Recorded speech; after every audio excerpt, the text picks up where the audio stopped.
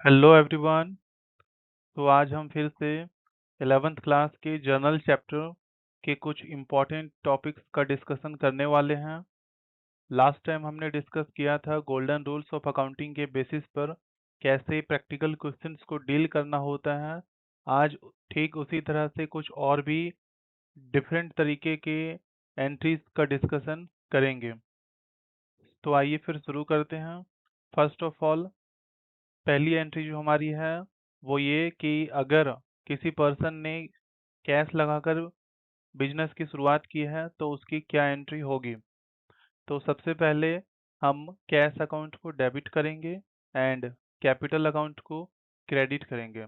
Reason अब बताता हूँ क्यों ऐसा किया गया है।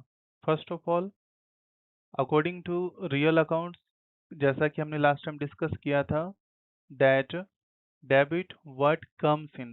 Whatever is coming in our business, we have to debit that account. So, if we started business with cash, in that case, cash is coming into our business. That's why cash accounts को debit करेंगे। जो भी amount होगा वो amount debit column में लिखेंगे।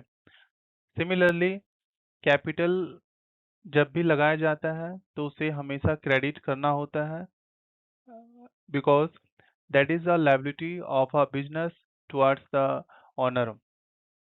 तो इस तरह से cash account debit to capital accounts की एंट्री करेंगे जब भी बिजनेस की शुरुआत कैश के द्वारा की जाती है। तो अब हम कुछ डिफरेंट नए एंट्रीज के बारे में सीखेंगे, जैसे कि अगर बैंक से कोई भी ट्रांजेक्शन की जाती है, चाहे वो बैंक में पैसे डिपॉजिट किया गया हो या बैंक से पैसे विड्रॉ किया गया हो, तो ऐसे ट्रांजैक्शंस को जिसमें कि cash account and bank account दोनों ही ओपन होते हैं, ऐसे ट्रांजैक्शंस को हम कॉन्ट्रा एंट्री कहते हैं।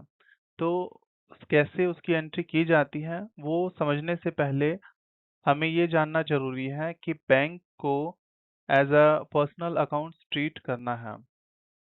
And we know that according to personal accounts, the rule is debit the receiver and credit the giver. तो जब भी बैंक में पैसे डिपॉजिट की जाती है, इन दैट केस बैंक हमारा रिसीवर बन जाता है। तो इसलिए बैंक अकाउंट को हमेशा डेबिट करेंगे। एंड जब भी बैंक से कैश विड्रॉ किया जाता है, इन दैट केस बैंक हमारा गिवर बन जाता है। So that's why we will credit bank accounts. So if we talk about this second entry, here we can see that cash paid into the bank.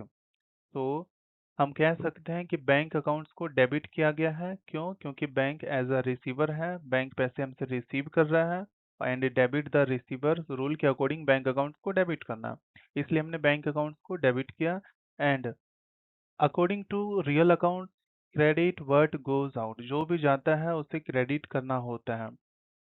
इसलिए to cash account हमने credit किया। क्यों? क्योंकि bank में जब हमने पैसे deposit किए तो हम बिजनेस से कैश जा रहा है, इसलिए कैश अकाउंट को हमने क्रेडिट किया है। Okay, now will move to next entry, that is purchase goods for cash. And हमने डिस्कस किया था इन एंट्रीज के बारे में लास्ट टाइम भी, कि जब भी गुड्स परचेज किए जाते हैं तो हमेशा परचेज अकाउंट्स को डेबिट करना होता है एंड कैश, क्योंकि बिजनेस से again goes out, that's why cash accounts को क्रेडिट करना है। Okay, now again this entry will be consider as a contra entry. क्यों? क्योंकि बैंक से कैश विड्रॉ किया गया है। तो इस सिचुएशन में according to real accounts, the rule is debit what comes in, कि जो भी आ रहा है उसे डेबिट करना है। तो जब भी हमने बैंक से कैश विड्रॉ किया तो सिचुएशन में कैश बिजनेस में आ रहा है, तो इसलिए कैश अकाउंट्स को हमने डेबिट किया। और बैंक हमें पैसे दे रहा है, so bank act as a giver. So according to personal accounts, credit the giver, तो बैंक अकाउंट्स को क्रेडिट हमने किया। Okay, I hope it is clear to you. Now we'll move to the next entry, and that is whenever we sell goods on credit, तो हम क्या entry करते हैं? जिस भी पर्सन को हमने सेल्स किया है वो पर्सन पर्सनल अकाउंट्स के अकॉर्डिंग रिसीवर है। And we know the rule is debit the receiver, जो भी रिसीवर है उसे डेबिट करना। So here if we sell goods to Krishna, तो कृष्णा इज आर रिसीवर, इसलिए कृष्णा अकाउंट्स को हमने डेबिट किया। एंड जैसे परचेज अकाउंट्स को हमेशा डेबिट करना है जब भी गुड्स परचेज किया जाता है, सेम उसी तरह से जब भी गुड्स सेल्स करेंगे तो in that case sales accounts को क्रेडिट करना। तो एंट्री होगी Krishna account debit to sales account. Okay, now same if we purchase goods on credit, we know that purchase accounts, जब भी गुड्स परचेज की जाती है in that case we have to debit the purchase account. And जिस भी person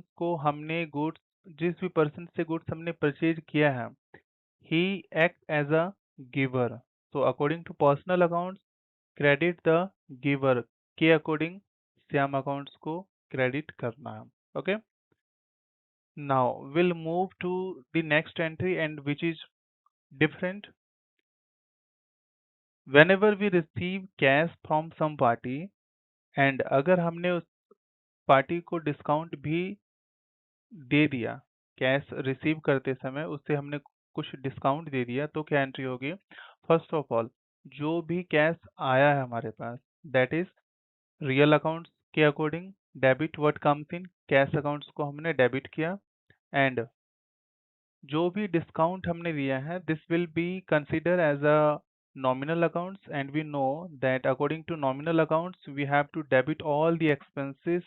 so discount जो हमने दिया है वो हमारा एक्सपेंस हो गया, इसलिए हमने डिस्काउंट अलाउ अकाउंट्स को डेबिट किया। एंड जिस पर्सन से हमें रिसीव हुआ है दैट इज आवर गिवर, तो according to personal accounts credit the giver, तो इसलिए कृष्णा अकाउंट्स को क्रेडिट करना है।